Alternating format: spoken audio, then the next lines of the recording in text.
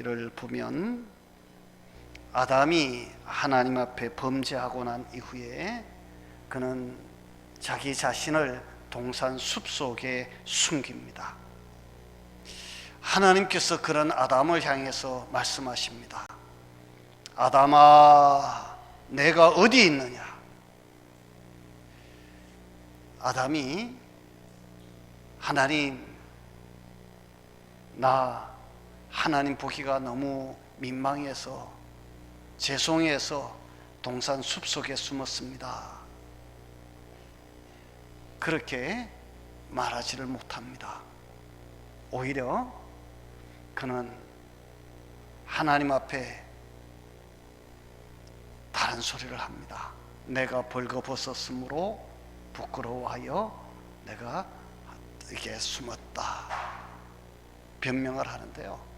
여러분, 하나님이 이 아담이 에덴 동산에서 이 동산 숲속에 숨었다고 해가지고 하나님이 어디 있는지 몰라서 아담아, 내가 어디 있느냐 이렇게 묻지는 않았을 것입니다. 하나님이 아담아, 내가 어디 있느냐, 그 말은 아담아, 너 지금 뭐 하냐? 너 지금 무슨 일을 하고 있느냐? 너의 위치가 어디냐? 너 누구냐? 그렇게 묻는 말이라고 생각을 합니다. 아담아, 너 누구냐? 자, 여러분들은 누굽니까? 나는 누구다 라고 여러분들 한번 자신을 한번 정의를 해 보시기 바랍니다. 어제 우연히 전에 KBS에서 했던 그 백이보충대라고 하는 이 다큐를 보았습니다. 이제 거기는 그야말로 보충대니까 이제 일반 민간인으로 살던 청년들이 이제 군대에 오라고 하는 소집 영장을 받고 이제 군대에 들어가 가지고 거기서 이제 자대가 아니고 신병대대로 이제 분류가 되어지는 그런 이제 그야말로 보충대예요. 그런데 얘들이 이제 거기에 들어가기 전에 이제 머리를 이제 빡빡 깎습니다. 머리가 막 이만큼 길던 머리를 막 이제 군대 가니까 머리를 폭폭 막 기계로 막 미니까 아이들이 거울 속에 비치는 자기 모습을 보면서 머리를 이렇게 머리 깎고 난 다음에 이렇게 만지면서 이게 두리번두리번 하는 거예요. 그러니까 거기 누가 이제 묻더라고요. 지금 군인 같아요. 그러니까 그 청년이 하는 말이 아직 군인 같지는 않고 그렇다고 그런 민간인 같아요. 그러니까 그냥 민간인 같지도 않고 나 군인 같지도 않고 아직 민간인 같지도 않고 머리를 이제 깎기는 했는데 그래서 부대에 들어가 가지고 하루를 지나고 난 다음에 하루를 지났는데 이제 첫날 들어가 가지고 뭐 이제 이것저것 하고 이제 정신없이 걸어오고 난 다음에 저녁이 되니까 이제 점호하고 이제 그 매트리스 깔고 모포 깔고 거기 이제 잠을 자잖아요. 잠을 자라고 그러니까 이제 전부 다 이제 누워 가지고는 있는데 잠이 금방 오나요? 이 바깥에 민간인으로 있을 때는 요즘 애들 막 밤 12시 돼도 잘 안 자잖아요. 그렇게 하던 애들을 저녁 시간에 9시 조금 넘었다고 자라고 그러니까 이게 잠이 오나요? 그러니까 누워갖고 옆에 사람 보고 뭐라고 그러려고 그러니까 막 또 뭐라고 그러잖아요. 그러니까 할 수 없이 눈을 감고 있다가 잠이 들었는데 새벽이 되었습니다. 기상나팔을 막 불면서 캄캄한데 막 일어나라고 하는 거예요. 그러니까 이제 세상에 있을 때는, 바깥에 있을 때는 아직까지 한참 자고 있을 캄캄한 밤에 막 일어나라고 그러니까 정신없이 막 일어나가지고 막 옷을 막 이제 주워 입고, 그러니까 연병장에 전부 다 연병장에 쫙 집합해가지고 막 소리를 지르고 이제 뭐 이제 숫자 세고 점호하고 그리고 애국가 하나 부르고 막 이제 그렇게 합니다. 그리고 난 다음에 또 이제 묻습니다. 군인 같아요? 민간인 같아요? 그렇게 물으니까 아이들이 하는 말이 아직은 군인 같지도 않고 그렇다고 민간인 같지도 않고, 그러니까 그럼 뭐예요? 그러니까 나도 잘 모르겠어요. 나도 잘 모르겠어요. 그러면서 머리를 뻑뻑뻑뻑 이러더라. 자기의 정체성이 혼돈스러운 거예요. 어제까지만 해도 내가 분명히 민간인이고 일반인이었었는데 머리는 빡빡 깎았고 뭔가가 지금 규율에 통제되고 있으니까 군인 같기는 한데 아직까지 뭐는 아니고 군인은 아닌 것 같고 이게 뭔지 자기 자신도 잘 모르겠다. 그런 이야기를 하는 것을 보았습니다. 옛날에 읽었던 그런 책에 어떤 중이 길을 가다가 이제 밤이 되었습니다. 날이 저무니까 주막에 가가지고 이제 방을 하나 달라고 그러니까 아유 여기는 혼자 자는 방은 없고 남자들 이렇게 자는 방 따로 있고 저쪽에 여자들 자는 방이 따로 있다고 그러니까 그럼 어쩔 수 없잖아요. 남자들 자는 방에 이제 들어가 가지고 이제 잠을 청하게 되었는데 승복 그 왜 중들이 입는 그 회색 그 승복을 벗어 가지고 그래도 이제 수도하는 식의 스님이라고 옷을 차곡차곡 깨 가지고 머리맡에다가 딱 두고 잠이 들었어요. 나중에 또 이제 그 손님이 와가지고 이제 그 방에 들어갔는데 이 손님이 장난기가 발동을 한 거예요. 자기가 이게 저거 입으면 어떻게 될까? 그 머리맡에 차곡차곡 깨놓는 승복을 자기가 다 주워 입고 이제 그 옆에 자기 자리 이제 옆에 구석에 가가지고 앉아가지고 이제 스님처럼 이래가지고 이제 뭐 하여튼 폼을 잡고 이제 한참 앉아 있다가 그만 잠이 들어버린 거예요. 아침이 되었습니다. 중이 일어났어요. 일어나서 보니까 옆에 웬 중이 자기 옷을 입고 있는데 자기는 옷이 없는 거예요. 자기는 그냥 속옷을 입고 그 중을 보면서 중은 저기 있고 그럼 나는 누구지? 그러면서 자기가 누구인지 몰라가지고 어리둥절해하는 그런 모습의 이야기를 보았는데요.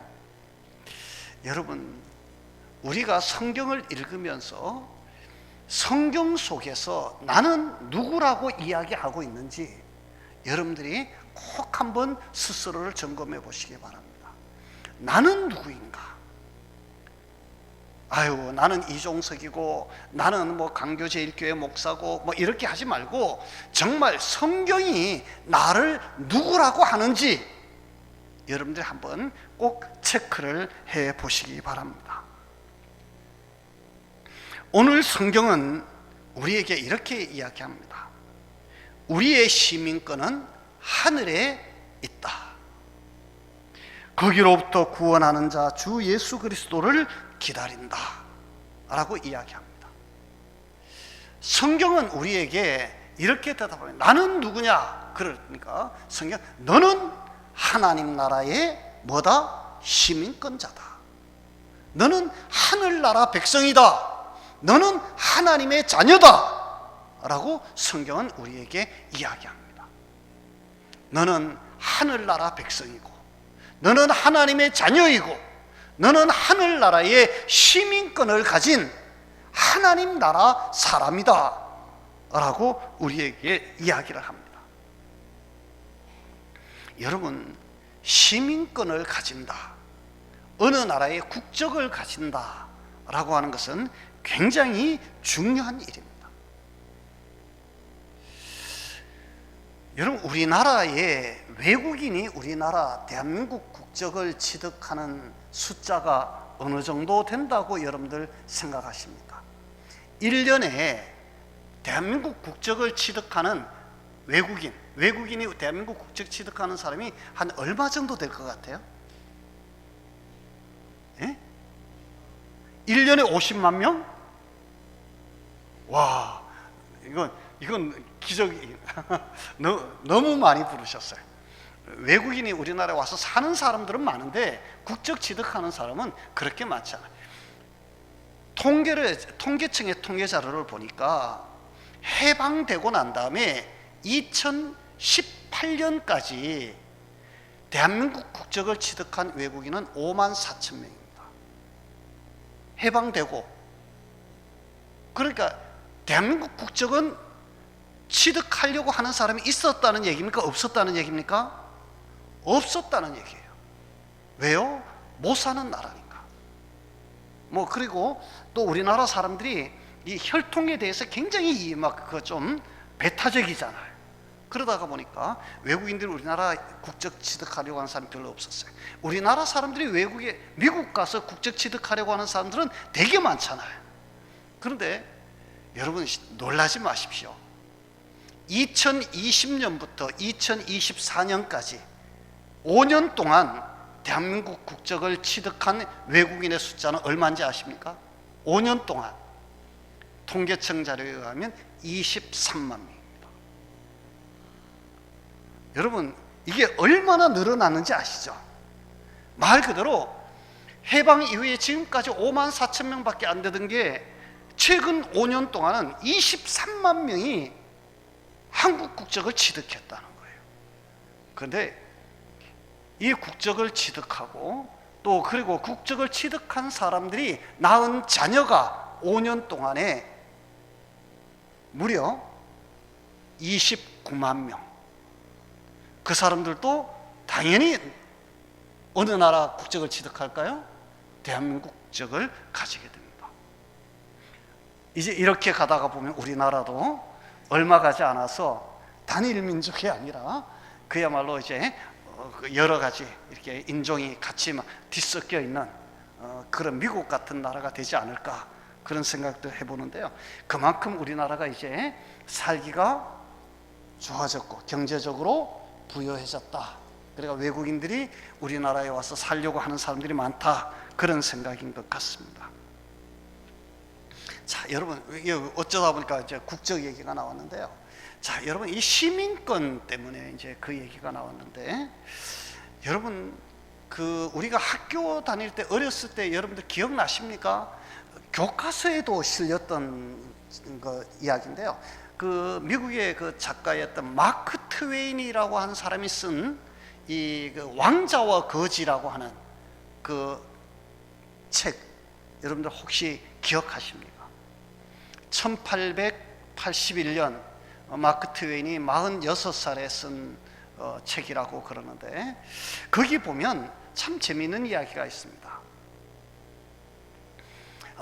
어느 날 이제 그야말로 같은 날 한 아이는 왕궁에서 태어났고 한 아이는 거지 소굴에서 태어났습니다. 그런데 왕궁에서 태어난 아이는 늘 세상 밖이 궁금했습니다. 자, 왕궁 밖에 있는 사람들은 어떻게 살까? 늘 궁금해요. 그런데 왕자가 왕궁 밖에 나갈 일이 거의 없는 거예요. 나갈 수가 없어요. 그래서 늘 왕궁 안에서 그냥 살면서 왕궁 밖을 그리워했어요. 그런데 거지는 왕궁 밖에 살면서 왕궁 근처를 이렇게 지나가면서 야, 저 안에는 누가 살까? 저 안에 사는 사람들은 뭐 어떻게 살까? 막 늘 또 그 안이 궁금했어요. 그렇게 살다가 어느 날 이 거지가 왕궁 앞에 가가지고 이 안을 이렇게 들여다보면서 이제 그러다가 호위병한테 막 혼이 나고 있었어요. 엠마 저리 가 임마! 그리고 호위병이 이제 뭐라고 이제 그 왕궁을 지키는 사람이 이제 쫓아내는 것이죠. 그러는 것을 왕궁 안에 있던 이 왕자가 본 거예요. 그래가지고는 이 왕자가 이 세상 물정 모르는 왕자죠. 왕궁 안에만 사니까 쫓아나와 가지고 그 아이를 데리고 왕궁 안으로 들어갑니다. 왕궁 안으로 데려가 가지고 야, 너 어디서 왔어? 그러니까 이제 똑같은 아이들이니까 한 아이가 왕궁 이제 거지가 그럽니다. 나는 저 세상에 저 어디에 무슨 어디에서 거지 속을 다리 요즘 우리식으로 표현하면 다리 밑에서 왔어. 뭐 그러니까 야, 거기는 어때? 막 이렇게 이제 왕자가 이제 자꾸 물으니까 얘가 뭐라고 막 대답을 해주는 거예요. 그러니까 왕자가 이게 궁금한 거예요. 그래가지고 왕자가 야, 우리 한번 옷을 바꿔 입어보자고. 그 거지하고 왕자가 옷을 바꿔 입어요. 옷을 바꿔 입고 난 다음에 이 왕자가 거지 옷을 입었는데도 자기는 아직도 뭔 줄 알아요? 왕자인 줄 알고 아까 혼냈던 호위병한테 가가지고 야단치려고, 호위병한테 가가지고 야단치러 가는데 이 호위병이 보니까 거지가 이제 나왔잖아요. 왕자는 안 나오고 거지만 나왔으니까 막 이 호위병은 이게 왕자를 거진 줄 알고 막 야단을 치면서 막 쫓아내는 거예요. 이 새끼 당장 빨리 안 가 그래가지고 막 내쫓은 거예요. 왕자가 왕궁에서 쫓겨난 거예요. 거지는 왕자 옷을 입고 왕궁에서 살게 된 것이죠. 자, 거지는 왕궁에서 사는데요, 아유, 이제 막 사람들이 와가지고 막 왕자님 왕자님 그러고 막 좋은 거 막 맛있는 거 막 갖다 주고 막 목욕시켜 주고 막 하니까 얼마나 좋겠어요. 그런데 왕궁 안에 사는 왕자는요, 불안하기가 짝이 없어요. 야, 이러다가 진짜 왕자가 이제 진짜 오면 나는 어떻게 되지? 왕자가 이제 오면 나는 쫓겨날 거야, 나는 끌려나갈 거야. 아니, 그냥 쫓겨나고 끌려나가는 것이 아니라 시큰 매를 맞고 혼날지도 몰라. 늘 불안한 거예요. 그런데 바깥에 나가 있는 왕자는요, 이제 자기도 어쩔 수 없잖아요. 이제 거지가 된 거예요. 그릇을 가지고 밥을 얻어먹으러 다니는 거예요.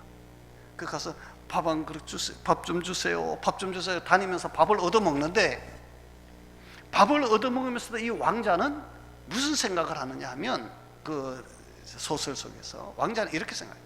나는 왕자다. 지금 내가 비록 밥은 얻어먹고 있지만 나는 왕자다. 내가 곧 어디로 돌아갈 것이다? 나는 왕궁으로 돌아갈 거야.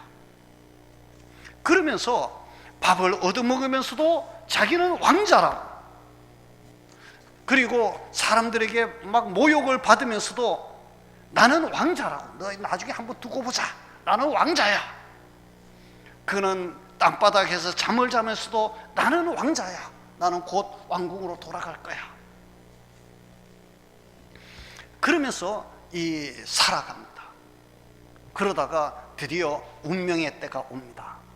왕자는 왕궁으로 돌아가게 되었고, 이제 왕궁으로 돌아간 이 왕자 때문에 거지는 어떻게 되었을까요? 쫓겨나게 되어집니다.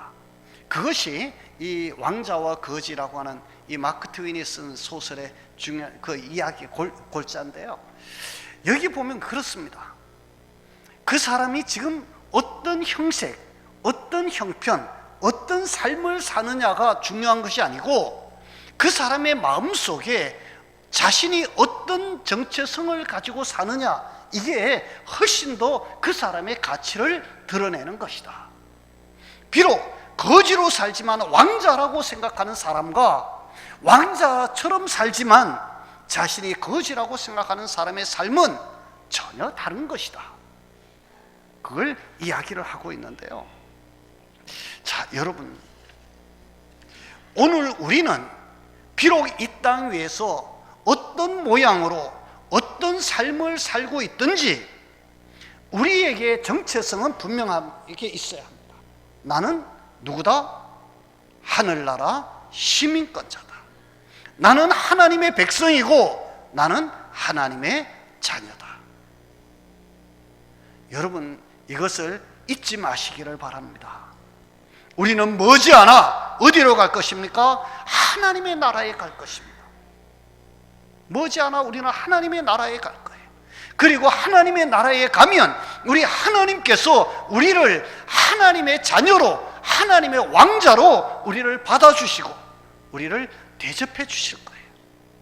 우리가 하나님의 나라에 가면 이 땅에서 우리가 어떻게 살았는지 우리의 삶이 상관없어요. 우리가 하나님의 나라에 가면 천군 천사가 우리의 수종을 들고 우리의 심부름을 할 거예요. 정말로 영광스러운 자리에 이르게 되어질 것입니다. 자, 그러면 우리가 하늘나라 시민이라면, 우리가 하나님 나라의 백성이라면, 우리가 하나님의 자녀라면, 그러면 우리는 어떻게 살아야 할까? 라고 하는 문제입니다.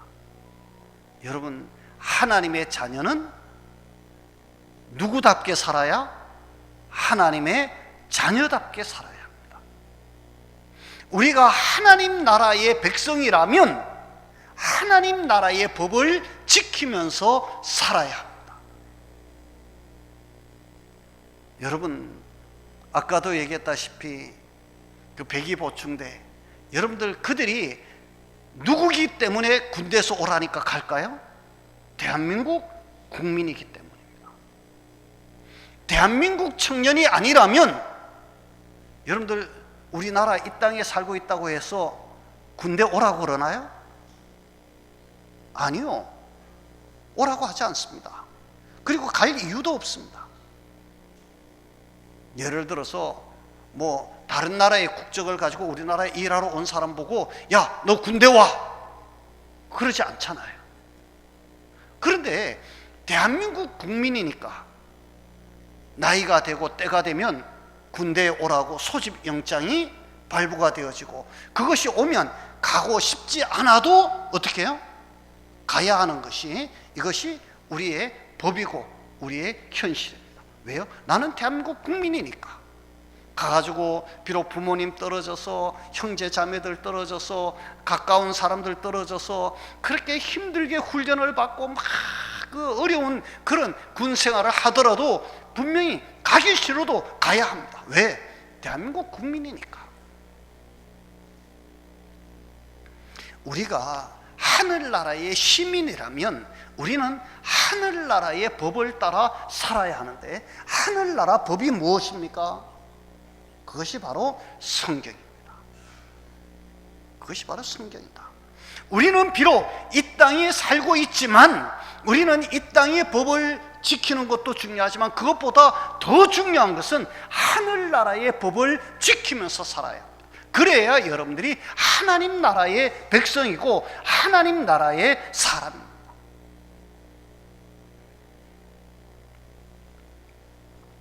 여러분, 우리 성경을 보면 이스라엘 백성들이 애굽에 내려갑니다. 야곱이 12아들을 데리고 애굽으로 내려갑니다. 그래서 애굽에 내려가서 이 430년을 살고 그들이 출애굽을 합니다. 그런데 출애굽할 때 인구 조사를 해보니까 우리 성경은 60만 3,550명이었다라고 성경은 기록을 합니다. 60만 3,550명. 아주 숫자를 정확하게 세웠어요. 장정만, 여자 빼고 장정만 60만 3,550명. 자, 그러면 이스라엘 야곱의 아들이 몇이에요? 12지파. 12지파로 나누면 한 지파가 평균 몇 명이에요? 평균 5만 명 정도 되죠, 그죠?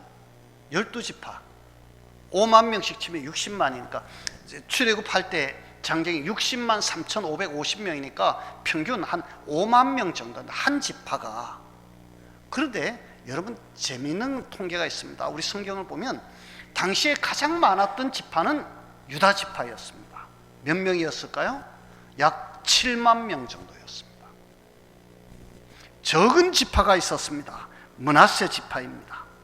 그들은 한 3만 명밖에 되지 않았습니다.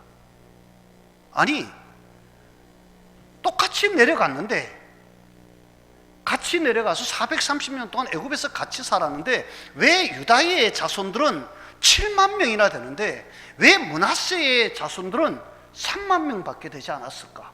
왜 곱절 이상의 차이가 날까? 여러분들 왜 그랬을 것 같아요? 더더구나 여러분, 출애굽할 때 레위 지파의 숫자를 세니까 레위 지파는 8,000명밖에 되지 않았습니다. 8,000명. 아니, 유다나 레위나 같은 형제끼리잖아요. 같은 아버지, 같은 어머니 밑에서 태어난 한 형제잖아요. 한 형제인데 어떻게 유다의 후손들은 7만 명이나 되는데 레위의 후손들은 8,000명 정도밖에 남지 않았을까? 약 10분의 1밖에 안 되잖아요. 이유가 여러분들 뭐라고 생각하십니까? 이유가 뭘 것 같아요? 에? 왜 유다 지파는 숫자가 그렇게 많고 왜 레위 지파는 숫자가 그렇게 적었을까요? 아유 목사님, 하나님께서 유다 지파 자손들은 축복을 해 주셔가지고 낳는 대로 막 많이 크고 잘 자라고 안 아프고 안 죽고 그러니까 많아졌겠죠. 그렇겠죠. 그런데 여러분, 미드라시라고 하는 이 전승을 기록하는 책이 있습니다. 거기에서는 이 부분을 이렇게 해석을 합니다. 애굽에서 살 때에 애굽 왕 바로의 명령과 하나님의 명령이 어긋날 때 목숨을 걸고 하나님의 명령을 지키다가 순교한 사람이 가장 많은 지파가 레위 지파였다. 이게 뭔 말이에요? 여러분, 똑같이 내려가서 후손들을 낳았는데 레위 지파 사람들은 애굽 왕 바로의 명령과 하나님의 명령이 겹쳐질 때 그들은 바로의 명령을 따르지 아니하고 하나님의 명령대로 따라 살려고 하다가 많은 희생자를 내었다. 그러다가 보니까 출애굽할 때 레위 지파 사람들은 약 8,000명 정도밖에 남지 않았다. 여러분, 이것은 오늘 우리들에게 많은 것을 이야기해 주는 부분입니다.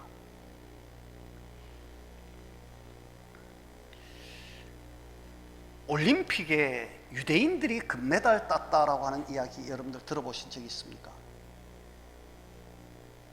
유대인이 올림픽에서 금메달을 땄다. 그거는 여러분들이 관심이 없으면 잘 모르시겠죠. 그런데